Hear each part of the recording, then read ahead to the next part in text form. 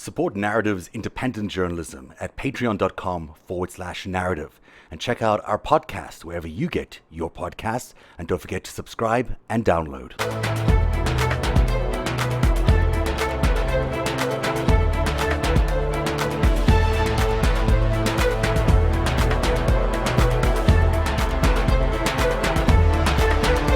Hello everyone, I'm Zev Shalev. Welcome to Narativ Live on a really special edition of the show. I'm live in New York. I'll be joined in a few minutes by Gary Darden, the historian and professor. A perfect storm descended on Trump's defenders today, it seemed. His lawyers abruptly ended their case really early, leaving the GOP and their senators scrambling to figure out what they can do next in the face of the very big news.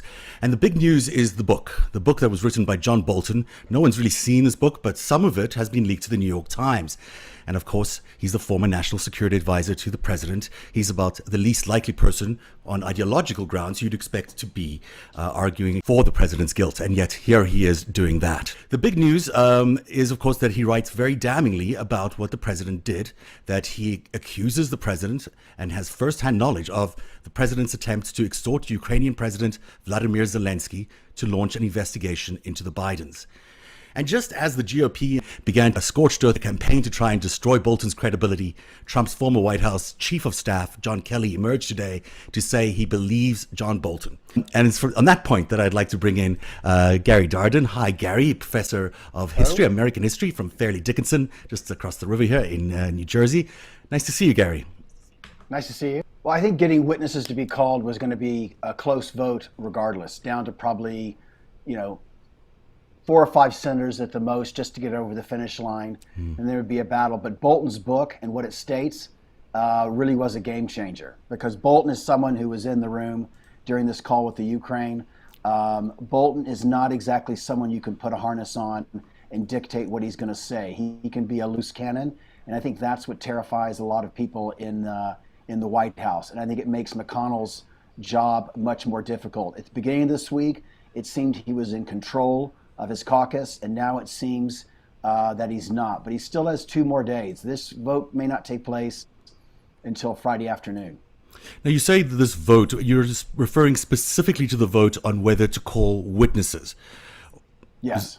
And that vote could look like anything, right? I mean, ultimately, Mitch McConnell is in charge of this process. He could say, I want to call any witness or all witnesses, or he could say, I want to call only Biden Hunter, or I can call John Bolton and Biden Hunter, for example.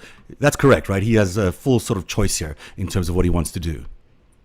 It could be a vote on one witness like Bolton. It could be a vote on multiple witnesses. The key is going to be Bolton. So the idea is if somehow 51 senators can vote for Bolton, then the dike's been broken, and it may unleash a torrent of witnesses that serve both the Democratic case and the Republican case. If it happens, then all bets are off. This trial may not be done by this weekend, and it could drag in for another week or 2 or longer. Now, as we look at the people who might vote in favor of witnesses, there are sort of 2 obvious ones. Collins and Romney have agreed that they, or seem to indicate they'll vote in favor of allowing witnesses, or at least John Bolton as a witness. The others are a little harder to spot. What do you think are the options there? What do you think is looking likely in the Senate in terms of people who might join that duo? I think the 2 most likely are Lisa Murkowski. And Murkowski is a really interesting character in the Senate because she was defeated in her party's primary by a Sarah Palin-backed Tea Party candidate. Right. She went ahead and ran, and she won her Senate seat, her re-election, as a write-in candidate. And that hadn't been done since Strom Thurmond back in the mid-20th century in South Carolina. So she has this sort of fiercely earned independent voice in Alaska that's not totally beholden to Mitch McConnell. The other candidate I think that might be likely to support witnesses is Lamar Alexander. And Lamar Alexander was the governor of Tennessee back in the 80s, went on to have a very secure Senate seat. He was part of the Republican leadership, but historically he's been a fairly moderate voice, and he's retiring. And this is a guy that's been respected on both sides of the aisle. And he may be at a point where he goes, I don't have to do anything but look at my record and my legacy. And so since he's leaving the Senate come January of 2021, he could be one of the likely votes. There are others also leaving the Senate. Isn't Burr on his last round there, and he might be someone who can get away with a vote like that? I think he's possible. There's also been mention of Ben Sasse in Nebraska. He's been pretty quiet, but Ben Sasse is one of the last senators that's still in there since Jeff Flake left that has been willing to criticize the behavior and the judgment calls of President Trump. And Nebraska is a conservative state, but he's a fairly popular and respected senator. And Tooney is an interesting voice to be hearing from a conservative, at least, who might be in favor of at least some sort of horse trading around witnesses. Toomey's been interesting because Toomey's been willing to be part of that group of 6 to 8 senators that are willing to cross the aisle and broker a deal. And he did this back in the Obama administration, and he may well be a player. He's not someone that's going to stand in front of the camera and say this, but he is the kind of guy that is a conduit between the moderate and right-wing flanks of his party, and this is the kind of guy that may strike a deal in the cloakroom. Now, is there any real harm for just saying, well, we want witnesses, it'll make us look more legitimate at the end of the day? Even if we land up acquitting, at least we're allowing a fair trial to go ahead. Why is there so much resistance even to allowing witnesses like John Bolton to testify? Well, there's a famous adage among court lawyers is you don't ask a witness a question unless you know the answer beforehand. Right. Good point. Most good trial lawyers get screwed up when they ask a bombshell question that gets a bombshell answer. Right. And so they don't want witnesses that might possibly give answers that could be damning to the president's case. And clearly what Bolton's already saying in this book that the New York Times has reviewed aggressively contradicts what the president said. They keep saying there's no eyewitness testimony, yet Bolton was in the room during the call. Oh, and he's the one that basically... And in several other conversations, one-on-one conversations. Yeah. It's hard to ask for anyone more directly, with direct knowledge of the events than him. And yeah, so Bolton is right there at the center of this because he was the national security advisor. This was regarding funds for weapons and supplies to help Ukraine defend its national security from an aggressive Russia. So Bolton is as good a witness as you can put on the stand in this case. And because he was fired and no longer reports to the president, he's somewhat liberated to speak his mind. And he is renowned for his blunt candor, which is why the Republicans do not want him. And you've got someone like John Kelly lining up behind him saying he's credible, listen to him, I believe what he says.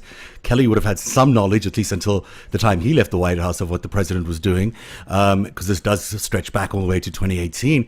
There's a lot in here that could hurt the Republicans. So if they thought there was even a risk of this happening, you'd think they would have gone to him with a deal earlier on. They would have said, there's a possibility here, we're not going to be able to secure this.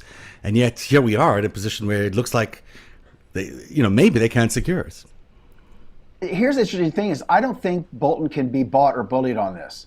If he were still in the White House as national security advisor, the president would have leverage on him. But he's a free range actor right now. Yeah. And this testimony, truth be told, is going to allow him to sell a hell of a lot more books. And you'd think that, he's a constitutionalist. There are a lot of people there who believe in the American Constitution, and what's going on right now, especially with these arguments from Alan Dershowitz and company, which just are, negate everything the Constitution says. It must be worrying for people who are concerned about the future of the basics of our republic, the founding principles that set up this republic. Well, because there's the hypocrisy. You see what Mitch McConnell and Lindsey Graham said back in the Clinton impeachment. They betrayed what they said then versus now. Dershowitz and Ken Starr, arguments they made in the Clinton impeachment era are completely belied by what they're saying now. So if you're watching a news source that reports the information accurately and fairly, most people can see the hypocrisy of this. But the thing the Republicans are clinging to is that right now the latest poll has about 48% support removal from office and about 47% do not. Support Narativ's independent journalism at patreon.com/narrative. And check out our podcast wherever you get your podcasts. And don't forget to subscribe and download. The powers of the presidency are immense, but they are not absolute.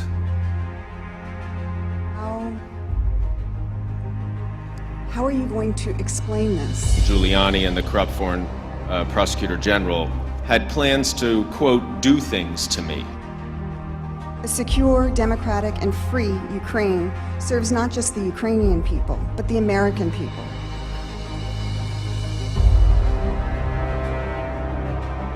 He was being involved in a domestic political errand. And we were being involved in national security foreign policy, and those two things had just diverged. The Ukrainian embassy staff asked what is going on with Ukrainian security assistance. President Zelensky will do anything that you, meaning President Trump, ask him to. Who would benefit from an investigation of the Bidens? I assume President Trump. And now, Ukraine is a battleground for great power competition, with a hot war for the control of territory and a hybrid war to control Ukraine's